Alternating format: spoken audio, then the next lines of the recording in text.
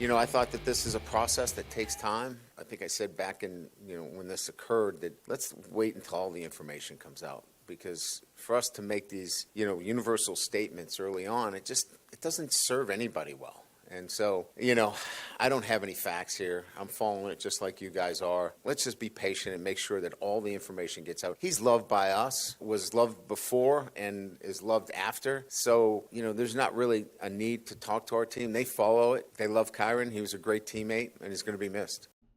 That was Brian Kelly on Monday, meeting with reporters and discussing, giving his response to what we now continue to see transpire and evolve with Kyren Lacy.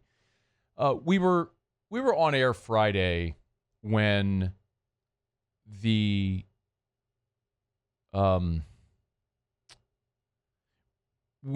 interview with Kyren Lacy's attorney Matt Orey on HTV 10 first dropped. And the first thing I think that everybody saw was the video of the wreck, where it is abundantly clear that Kyren Lacy was behind the wreck. And as attorney Matt Orey has detailed in this interview, was nearly a football field behind the wreck.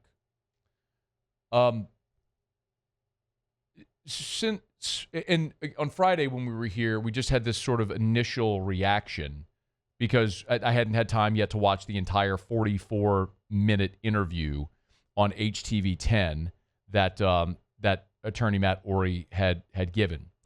You can see this now as this has transpired. And since this video and this interview dropped on Friday, there have been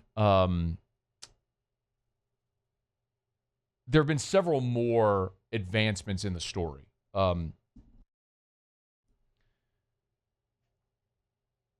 But I did take the time and watch the full 44-minute sit-down with attorney Matt Orey and all of the evidence. And there's a few things that I think are important to point out. Number one, this is not Kyren Lacy's attorney revealing his findings defending his client. The district attorney in Lafourche Parish opened an investigation. These are the findings from the Lafourche Parish District Attorney. It's an important note because my nature, sort of with a journalistic background, to be very clear, what I do here on this show is not journalism. I'm a talk show host. I have conversations and opinions. I'm not reporting news here. Well, we do at times give news. But that's not my job here. My job is to lead conversation, to have opinions. But I try to do it with a degree of journalistic integrity. And in this conversation, I think it's important to note that the district attorney, after Louisiana State Police conducted their investigation, the district attorney did not accept that investigation. Instead, opened their own investigation. And these facts, the black box data, the forensic data, the body cam footage, the security cam footage, everything that's therein came from the Lafourche Parish District Attorney, not from Kyren Lacy's attorney, Matt Orey. Matt Orey, sat down with HTV 10 to go through a lot of this data here. And I want to be clear that what I'm saying now is speculative. This is me speculating. What seems very clear is from all of this evidence is that the original narrative that was presented by state police, which included, by the way, written testimony suggesting Kyren Lacy in the green Dodge Charger split the two vehicles, causing the crash. That was one bystander's eyewitness testimony.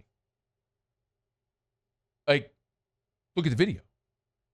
He didn't split the two vehicles. He was nearly a football field behind the wreck.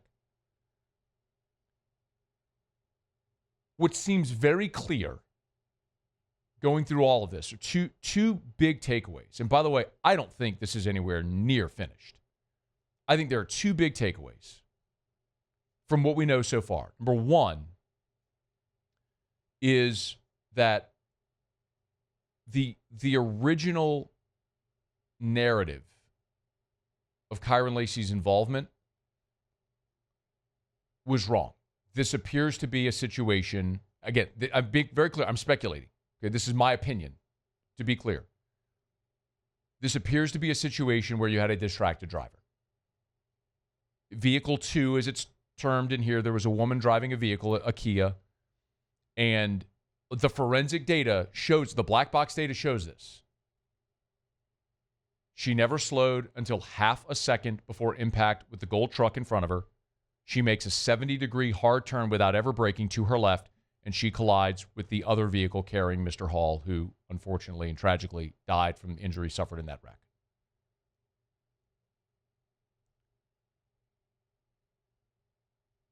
Again, she never slowed. Like, this isn't opinion. This is data that we have from the district attorney's investigation. We also know that the state police investigation, in particular, one trooper, there are major inconsistencies with the statement given by the driver of the gold truck, and which is on body cam footage, and the written statement submitted by state police. And that is the hardest thing to reconcile right now.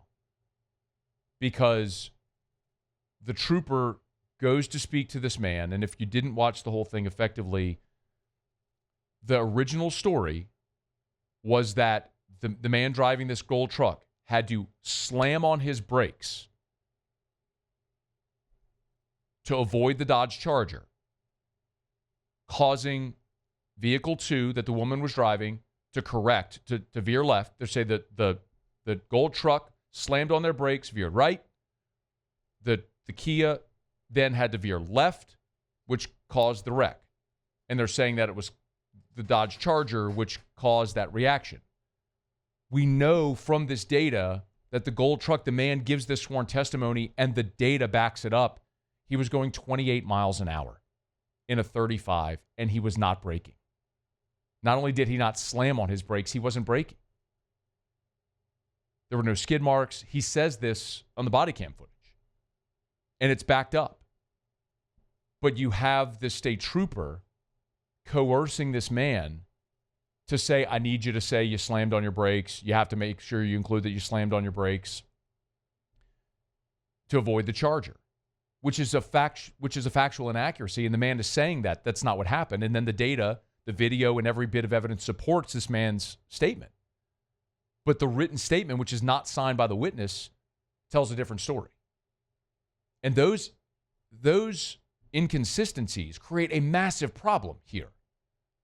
And so I know there are some people who have not been happy with me saying this throughout the weekend, but the problem, and that is my speculation as to what happened, but the problem is the report from state police suggested that the Dodge Charger split the two vehicles from one witness and then also caused the gold truck to swerve right, which didn't happen. We have video and black box data from the district attorney, which says that didn't happen. So the story that state police originally were telling is just not true.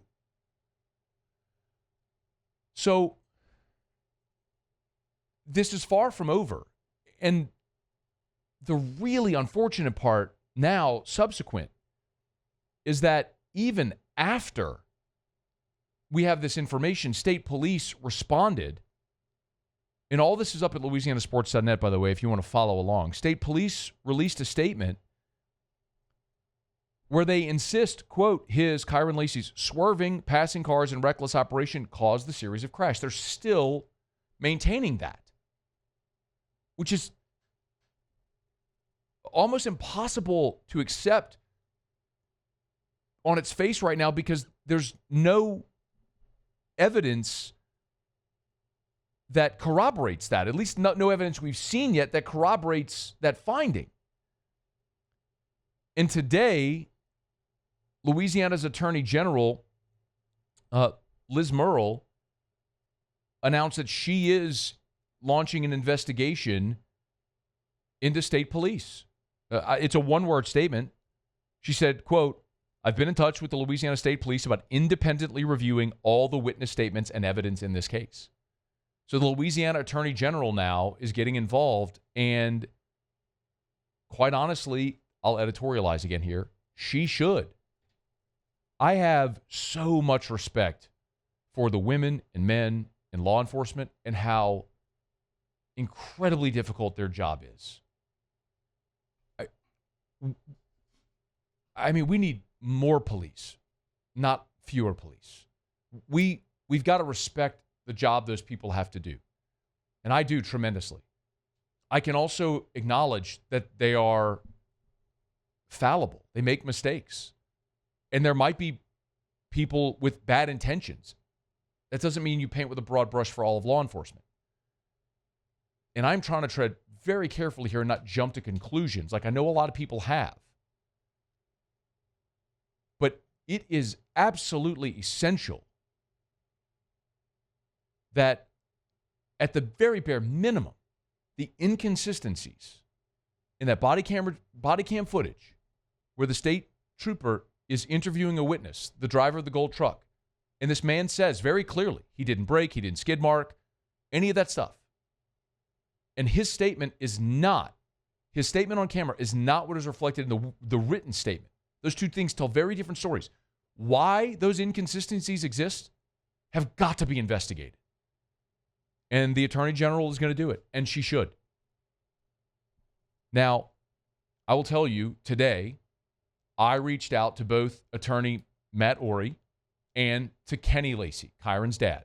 And Kyren's dad has been very vocal on social media since Friday. And Kenny Lacy was set to join us on the show today. And instead, both Kenny Lacy and Matt Orey are going to join us in studio on Tuesday at 5 o'clock Central. So we'll have a further conversation. I do not in any way want to compromise any investigation, and I'm going to be very respectful of that. I also want to know from Kenny Lacy, and I think it's relevant to tell the story about how he and their family feel and how they are reacting to the information that's been released and how the story has continued to evolve. Because one thing is very clear. This is a far, far away from over. And it's a tragedy in two senses, like a tragedy in the literal sense of the word involves a death. You have a tragedy involving the car wreck and the death of Mr. Hall, and a tragedy involving Kyren taking his own life for pressures that mounted as a result of this that he felt he couldn't deal with any longer, which is horrendously sad. And that, by the way, Matt Orey does at the end of the 44-minute video talk about the events in Houston and Kyren's suicide. If you have interest I would encourage anybody to go watch don't just take my opinion. Go watch the 44-minute video and make your own, draw your own conclusions from that. But for me, with everything we have right now, and I'm not trying to jump to a conclusion, I certainly think the narrative painted by state police has certainly been proven wrong. Kyren didn't split the two vehicles. My opinion is I think you have a situation where you had a distracted driver who tried to avoid a crash and tragically swerved into another vehicle and a man died. That's what I think happened based on the information we have. And Kyren was wrongly accused, in my opinion, and I think would have been exonerated. I don't know how any grand jury, given the data we have, the information we have now, how any grand jury could have indicted him. Remember, he was never convicted. He was never charged. Like, there was no charges brought by a grand jury. He was awaiting his case being heard by a grand jury.